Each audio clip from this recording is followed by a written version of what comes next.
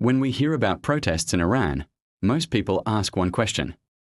But the reality is very different. What's happening inside Iran doesn't stop at its borders. It affects oil prices, regional stability, and even Pakistan's economy. Today, in the Policy Room, let us break down why Iran's crisis matters for Pakistan and the entire region, simply, clearly, and without noise. Over the past months, Iran has seen widespread unrest across multiple cities. What began as frustration over rising prices and economic hardship gradually turned into broader protests reflecting social and political grievances. Inflation has remained high, the currency has lost significant value, and daily life has become harder for ordinary citizens. The government says it is restoring order, while critics argue that the underlying issues remain unresolved. At the core of Iran's crisis is economic pressure.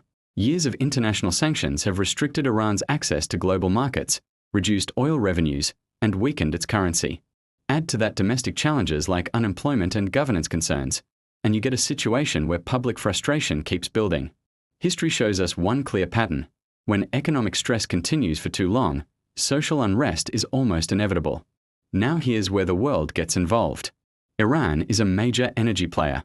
Any instability inside the country raises concerns about oil supply routes and future production. Even rumors of disruption can push prices upward. For countries like Pakistan, which already struggle with fuel costs, this means higher import bills, inflation pressure, and more strain on the economy. In simple words, Iran's crisis can quietly make fuel more expensive for everyone else. Pakistan shares a long border with Iran. Border trade, energy cooperation, and regional security are directly linked. Instability can disrupt legal trade, increase smuggling risks, and complicate long-term projects like energy pipelines. A stable Iran supports regional connectivity.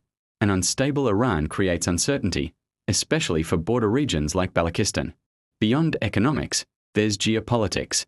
The United States maintains sanctions, Gulf countries watch developments carefully, and China and Russia see Iran as a strategic partner. Every major power reads Iran's internal situation through its own interests. This makes Iran not just a national issue, but a regional chessboard. Iran's future depends on whether economic relief, policy reforms, and regional diplomacy can calm tensions, or whether pressure continues to build. For Pakistan and the region, stability is not a luxury, it's a necessity. Iran's crisis is not just about protests, it's about economics, power, and regional consequences. And that's why understanding it matters. This is the Policy Room, where power, policy, and people connect.